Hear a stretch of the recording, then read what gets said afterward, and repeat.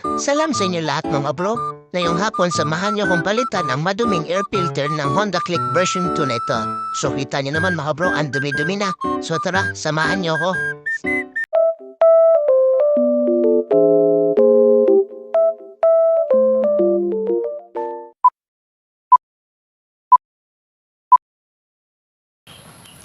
Salam sa inyo lahat mga bro.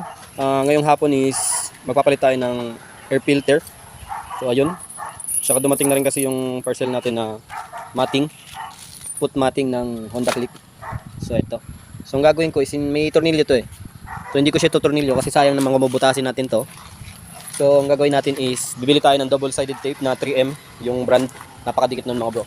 Saka syempre ikakabit natin itong bagong bili natin na air filter. So, samahan nyo ako mga bro. Samahan nyo akong ikabit natin. So, tara. So, ito yung mga ikakabit natin mga bro. Itong air filter at saka itong matting. So, ito is hindi muna natin siya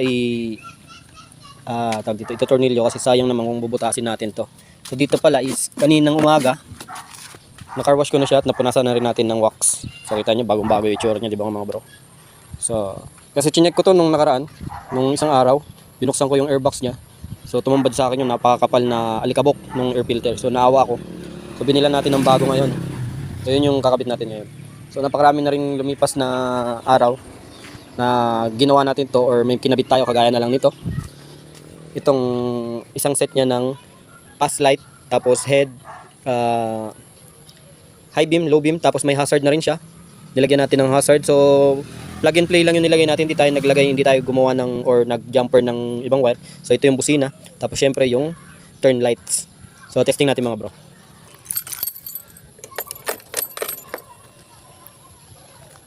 So ito yung sinasabi kong hazard. Ayan. So kung napapansin nyo mga bro is nag-hazard yung panel natin, panel board. So makikita natin yan dito sa likod.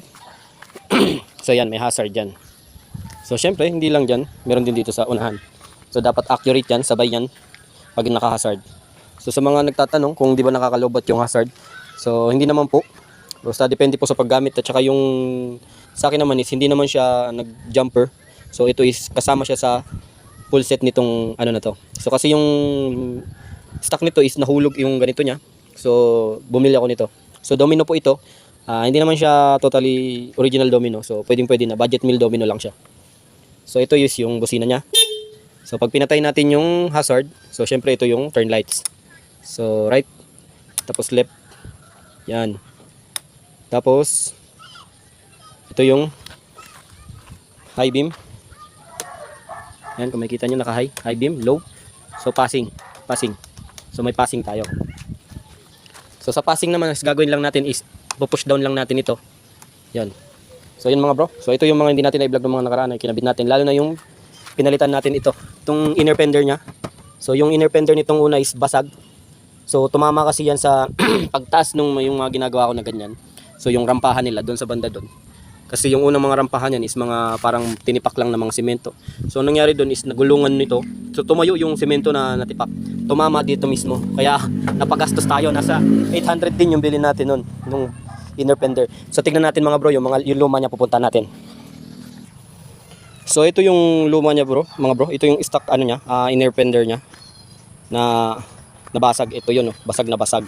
Yan, kaya napagastos tayo doon sa binili natin. Nasa kulang-kulang 900 din yun. So syempre may mga clip to, inilipat natin doon sa brand new. So yun yung ginastosan natin. So syempre, kailangan pag inihiram natin yung motor, is gagastosan din natin kapag may nangyayari. So yun nga mga bro, pati pala yung gulong nito sa harapan is pinalitan din natin ng Leo tire. So Medusa ito. So pares din naman yung sukat niya, 80 by 90 by 14 ang kinuha natin. So ano yata to eh, 6 ply tire. So tubeless to. So napaka ganda rin ito kasi nung binili ko to is may libre silang sealant. So nilagay nila kasi ginamit natin ito pinang long ride sa Nueva Ecija, Cabanaturan. So from Bicol to Nueva Ecija, bumiyahe tayo ng motor lang. So ito naman is nauna na itong napalitan. So ito naman ang ine-next natin kasi hindi ko alam kung bakit ito nabasag. So wala na tayong babangkitin na pangalan kung sino yung nakabasag nito. So alam na kung sino. Ito is nabasag. So papalitan din natin ito para maging good condition naman yung motor nito. para maging good condition. Tsaka ito maglalagay tayo dito ng mga nut or bolt dito. So ito is dadagdagan ko to ng tire hugger, na tawag tire hugger, para hindi tumatalsik yung mga dumi dito sa loob. So lalagyan natin dito yan. Papahabain natin yung tire hugger nito. So yun mga bro, tara samahan nyo ako. Ikabit natin yung air filter tsaka yung matting. So yung matting is ipapatong lang muna natin kasi bibili pa tayo ng double sided tape na 3M brand. So yun mga bro, tara. So yun mga bro, ang gagamitin pala nating tools dito sa pagtanggal ng air cover or airbox cover is Phillips screw lang mga bro. Kahit anong klaseng Phillips screw na size, hindi ko alam kung anong size to mga bro, pero kayo na lang tumingin kung anong size yung magkakasya dito sa mga screw na to. So madali lang naman yung step nito mga bro. So kapag bagong bubuksan nyo pa lang yung mga airbox or airbox cover is medyo makunat siya. So dapat may konting diin. Kumbaga may pukpok mga bro, may pukpok siyang ginagawa. So ito is nabuksan ko naman na. So madali na lang to para sa atin. So tara mga bro, samahan nyo ako.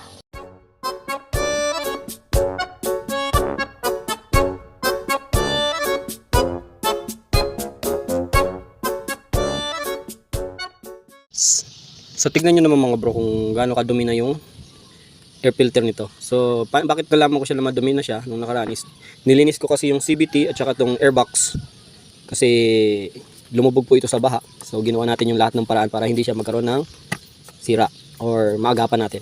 So nilinis natin yung CVT, nag-ano tayo ng langis.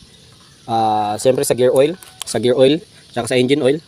Tapos chinek din natin. So clean din natin to mga bro. Tinanggal natin yung mga pairings niyan. So nilinisan natin lahat nung makikita nating marami sa loob. So syempre bago natin siyang kinabit is pinatuyo muna natin siya mga bro.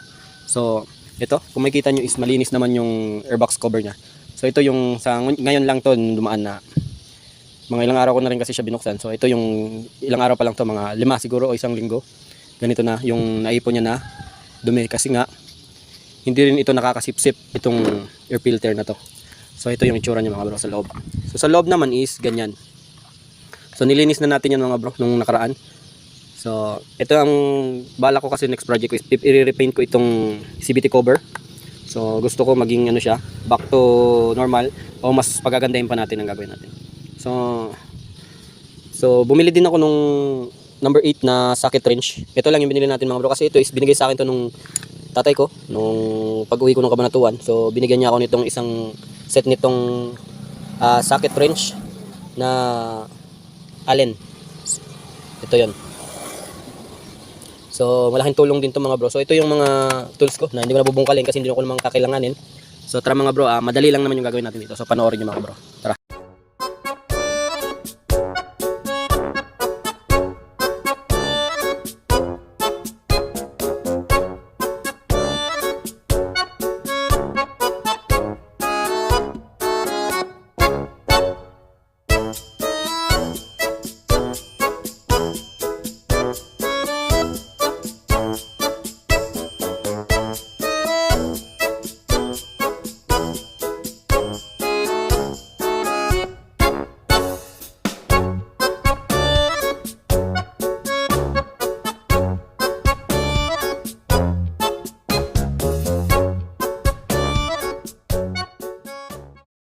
So yun mga bro, natapos na natin ikabit yung air filter. Tapos natakpan na rin natin ng air cover. So ito. Pag gagawin natin is lilinisin natin yung foot set. Ito. Kakabit naman natin yung foot matting. So sa foot matting mga bro, hindi na natin siya bubutasan. Kasi nga is may libre din itong screw. 4. So may mga washer din. Hindi natin bubutasan ito kasi nasasayangan din tayo. Tsaka baka magbago rin yung isip natin. Papalitan din natin itong matting na to.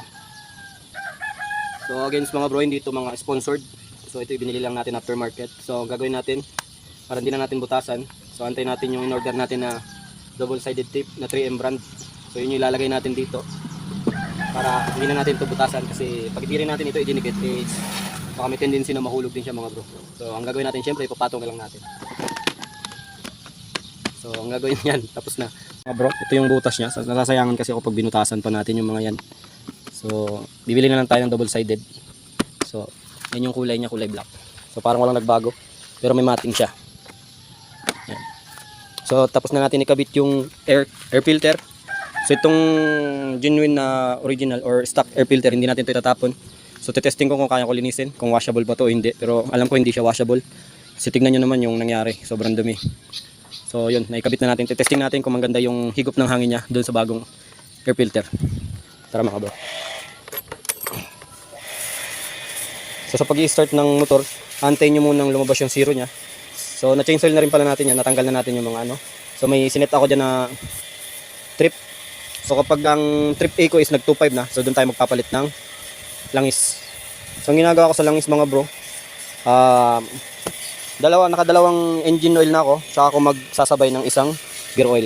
Pero the best daw sabi nila is laging sabay. Pero medyo pricey kasi mga bro, kaya yan, sige, testing natin mga bro kung maganda yung ano niya. Yun. So kung mapapansin nyo is ang ganda ng tunog, tahimik. So malayo na yung natakbo nito mga bro, tumatakbo rin ito ng balikan ng Legazpi. So nakaapat na balik na rin to sa Legazpi, from Libmanan to Legazpi City. Yan yung itsura nya. So tingnan natin kapag naka-hazard. So ayan mga bro, gandang pogi.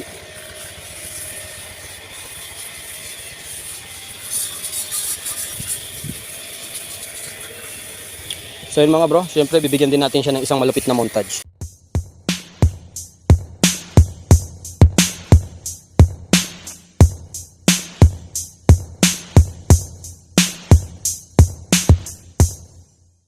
So yun mga bro, may nagpapa-carwash dito or may nagka-carwash dito sa ating carwash set na ginawa.